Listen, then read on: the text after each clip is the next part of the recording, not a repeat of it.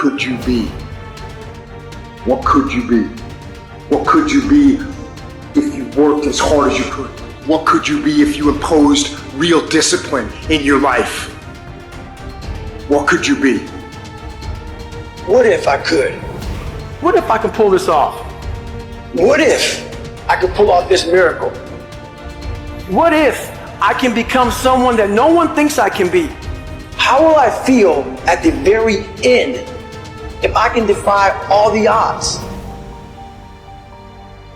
You have to understand that there's a journey that takes place in your career, in your life. Every transformation always gets worse before it gets better. It's supposed to be that way. The journey you're embarking on is not an easy path. It's not for the ill-hearted or the weak-natured. It's for the strong people. And before you embark on this journey, mentally, you have to prepare yourself for it. No one's going to get worse before it gets better. Life tests the big dreamers, the passionate revolutionaries. It's almost like a weeding out process. Only the strong and the best get to live their heart song. You know what? If it was easy to get to world class and extraordinary, everyone would be doing it.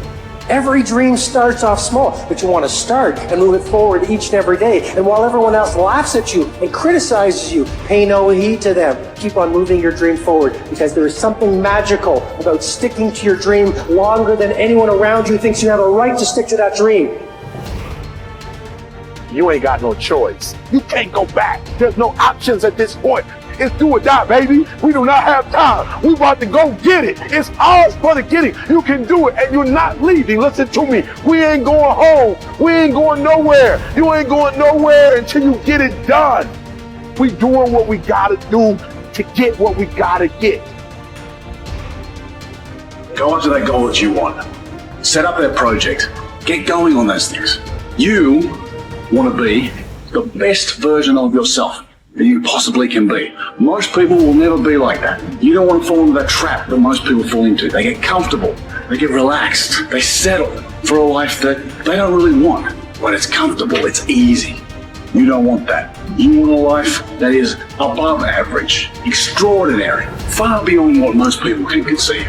If you want a life like that, you have to hustle. You have to get going. Get up out of your seat and move. You have to take massive action. It's hard, it sucks, it can sap you of your mental and physical energy, but you need to get going and get up after those things that you want. No one's going to do it for you.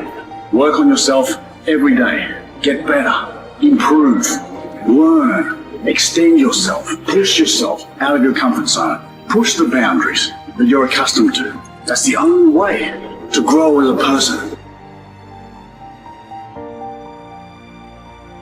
The reason why you have not become successful, the reason why you are not like a locomotive, the reason why you're not having success in your life is because every single day you got an excuse. And I need you to do me a favor. I made my last excuse yesterday. My last reason. I came up with my last reason yesterday of why I can't do what I'm supposed to do. And so I need you to do me a huge favor. All your excuses, all your good reasons, everything that's keeping you from doing what you're supposed to do, I need you to put it behind you and say, yesterday was the last day for that foolishness.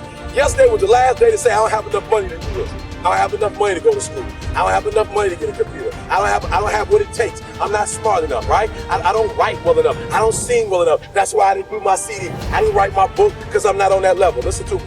You better hear what I'm saying. Yesterday was the last day that I want to hear an excuse. It's over with.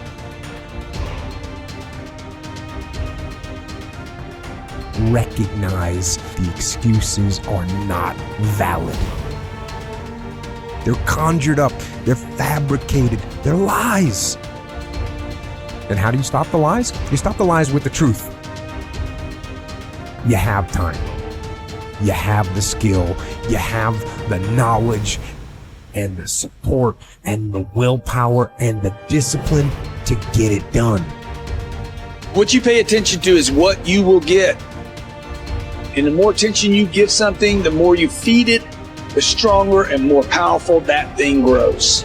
You need to face, master, and channel your obsessions into an engine of massive, energized momentum for the success you desire. You can be who you want to be. You can do what you want to do, see what you want to see. It's all in your power and no one else's. Go out and get it. If you get knocked down, get back up again. You can never fail if you never give in. If you stick with it, stay with it, become obsessed with it, feed it every day, I guarantee you, possibilities will take place. Do I just sit there and settle? No, I don't. I say enough's enough, man, and I'm gonna make a change, and I'm gonna keep going until I get it. You chase something that you believe you deserve until you get it. And it doesn't matter what happens to you. It doesn't matter how many times you've been fired. It doesn't matter how many people don't believe in you. You just go until you get it. That's the point. Are you tired yet? Some of you need to get tired. You need to be tired of what's going on in your life.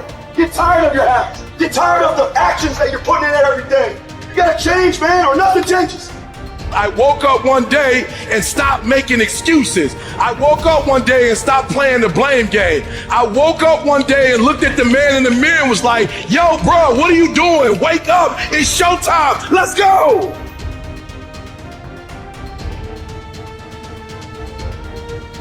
How do you rate yourself on a scale of 1 to 10 in terms of your physical appearance, in terms of your health?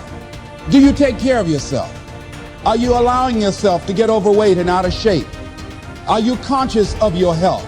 Are you watching the food that you take into your body? Do you make a deliberate effort to exercise? You know, it was George Burns, he said, we cannot help getting older, but we don't have to get old. And many of us get old before our time because we don't take time to take care of ourselves. Your environment is a very good indicator. On a scale of 1 to 10, is it what you want it to be? Do you find it desirable? Are you satisfied? The job or career that you're involved in. Someone said that 85% of the American public are unhappy with their jobs. Are you spending 8 hours a day just doing time? Doing something that you don't find challenging, that does not make you stretch mentally, that does not stimulate you, that does not inspire you. Something that you don't find a sense of fulfillment in it. If you're doing that day in and day out, it has to affect how you feel about yourself, your level of motivation. Your relationships. What kind of impact is it having on your life? Is it nourishing or is it a toxic relationship? Does it drain you or does it build you up? Ask yourself that. How motivated are you to do something about it? Your contribution, your actions. What are you giving? Many people will leave the universe without a trace. No one will know they were here. And in fact, under their name, we could put under there, not used up. Will anybody know that you came this way? What contribution are you giving? What will you leave? What will be different because you came this way? For me, it's like no brain left behind, right? Because I live with that identity for so long. And my message to people, whether it's on stage or on podcast or anything, is that, you know, we are more than what we're demonstrating, that we've been sold this lie, that people are taught through school. Like when I do these demos and I on stage memorize 100 names, words and numbers, forwards and backwards, and it appears effortlessly, I always tell people I don't do this to impress you, I do this to express to you what's really possible, because the truth is everyone can do this too, and so much more. We're taught a lie that somehow our intelligence, our potential, our learning, our memory somehow is fixed, our creativity is fixed, thinking is fixed like our shoe size.